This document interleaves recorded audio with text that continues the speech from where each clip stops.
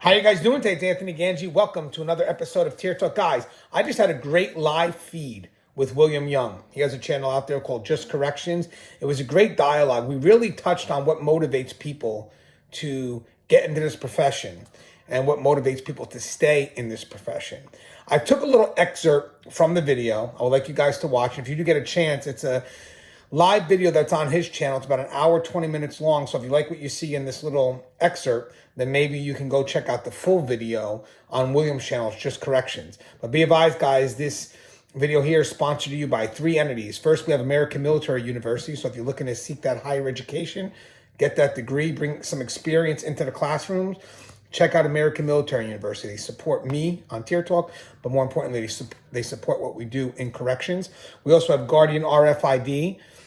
From inmate tracking and cell checks to cloud-based business and artificial intelligence, Guardian RFID digitally transforms jails, prisons, and juvenile detention facilities of every size. Visit guardianrfid.com for more information. And we also have the WRAP, W-R-A-P. Controlling combative subjects quickly and in an upright position so they can breathe has never been more important. Departments such as Washington, D.C., L.A. County, San Diego County, and hundreds of other facilities across the U.S.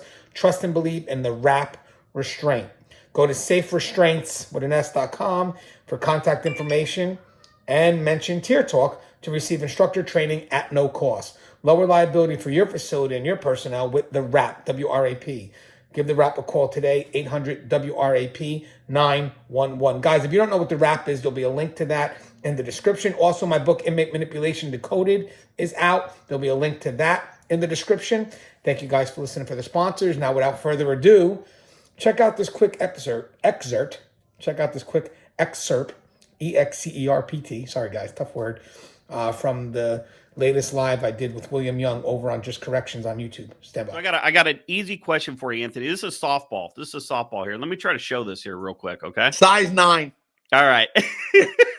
Hey guys, if your girlfriend gets locked up at a different facility than you are a correctional officer at, should you even tell them if it's a traffic violation? All right. So, hey guys, if your girlfriend gets locked up at a different jail from you are a correctional officer, should you? Well, technically, to be honest with you guys, one thing you're going to do is you're going to write a report immediately. Even if if it's a different jail, I guess it's different.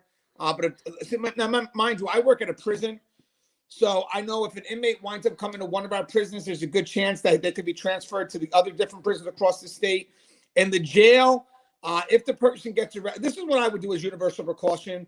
Is if I had a family member that was getting arrested and there could be a chance, that they could come to my facility and in any aspect, I definitely want to report it because sometimes we're guilty by association, which is sad to say. But what you want to do, though, is also limit. Once you report it, you have to make sure that you don't use your positions of influence that you now have to influence another jail. So like if your girlfriend is in another jail, sad to say, but you really don't want to use your position as a correctional officer to help her. You use your position as a boyfriend, that's fine. I'm saying you can't do that. But if you're now using a position, like if you find yourself saying, hey, I'm from Bergen County Jail, I'm an officer as well, and I know my girlfriend's been locked up at the Passaic County Jail. I was wondering if you could help me out, officer to officer. No, I disagree. But if you're just, coming in as a boyfriend and you're not throwing your title around, whatever it is, then of course, with your girlfriend, you don't want to leave the person hanging. I get it. But basically, you got to be careful when the influence you're trying to create comes from the position you're in. Now you're starting to cross an ethical concern. That doesn't matter what jail you work at. For me, again, working in the different prisons, working in a state, we have like whatever 10, 11, 12 prisons what we got. So once the person makes it to the jail but definitely makes it into our state, I put it out there whether he's in my prison or not, because there's a good chance that they can make it to my prison. But the key is basically to still be professional and again still actively be involved if need be, because you're her boyfriend, and that's good because then your agency knows why you're involved. Right. But they're going to know in what capacity, and you're going to remind them as her boyfriend and not as an officer. If that makes any sense, Will, what's your thoughts? No, I think for in my experience and my advice is to head right to your internal affairs or office of professional responsibility and let them know. In my facility, any interaction you have with law enforcement or anybody that you kind of know, like direct, because like you said, Anthony, you would want your facility to know, hey, I've got this loved one, I've got this friend, I've got this person that's incarcerated that I may be potentially interacting with. Otherwise, what happens is if there is a questionable situation, say they're just listening to phone calls and all of a sudden they find out that this number from the jail has been calling your number at home, they're gonna pull you down and ask, and then why didn't you report it, right? And then or we're putting money on their account or something. I mean, there's all sorts of things that could come into play where you're trying to help them, like you said, as a boyfriend. And my camera's lagging a little bit. I apologize for that, but you're trying to interact with them as a boyfriend or as a brother or as a whatever, and you want to be above reproach on that. And so if they know of the situation, then they can set your boundaries.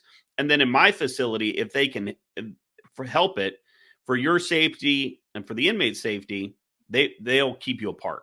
They won't house that person. They'll put them in protective custody, whatever. And it really helps. So my thing would be to go right there, right to internal affairs, and to tell them and get it out there.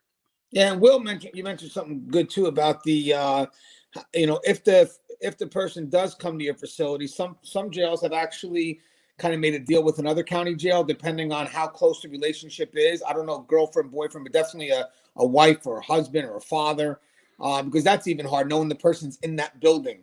So I think it kind of eliminates some of the temptation. Right. But don't get me wrong, if you mess up, it's still on you. But I think that's when management has to get involved too and say, hey, listen, I think we'll be okay with this person, but let's eliminate some motivation. I mean, the person did write on the report that they're still able to be professional. They'll have no concerns, but I still think we should also step up and see what we can do. So I like what Russ said. Russ said, I'm sorry, I did it again. I like what Will said. Yeah, that's my channel this time. Jeez. Yeah, that's fucked up. That's double with him. But it's like what Will said. I would even go so far as PC as well, because think about this. If let's say me and Will are brothers, and because of what I did, let me commit the crime because of what I just said. Right. I'm calling you Russ, so I'm going to commit the crime. Right. Which is a crime. Some crime. Let's say a DUI or something. It's a jail, right? So now, if Will's an officer and I am Will's brother, by getting at me, they have leverage on Will. So once there's the chance that the population, because they will establish that connection, because I definitely would tell your family member, hey, remember, you don't know me. As much as you think you knowing me is going to be a benefit to you, it's not going to be a benefit to you, because now I become, no, babe, is that the coffee? No, it's okay, beautiful. Come down. Hold on, guys. My wife, this is what I call when we're live. Right. Come here, beautiful. Oh, she's not going to put herself on camera right now. Oh, man. I'm going to interview her next Sunday. Yeah, maybe we'll do families working in corrections. We'll bring both me and Will's wives on. There you go. Yeah, let's do it. But, so, yeah. And this is almond milk. Let me just make sure, or else we'll have a quick show. That's light coffee. That's administrator coffee right there, man. Right. It is. It has to be almond milk, or else the show will be ending pretty quick. Yeah. So the thing is that let's say my family member gets locked up and they're quick to say, well, I know Gangi, and guys, be careful, because that you may think it's easy for you. That actually could make it tough, because now it. Let's say me and Will are brothers. The inmate now has leverage. So like if the population starts getting at me and all of a sudden I start to become scared, I start getting at Will. That's why they always say this.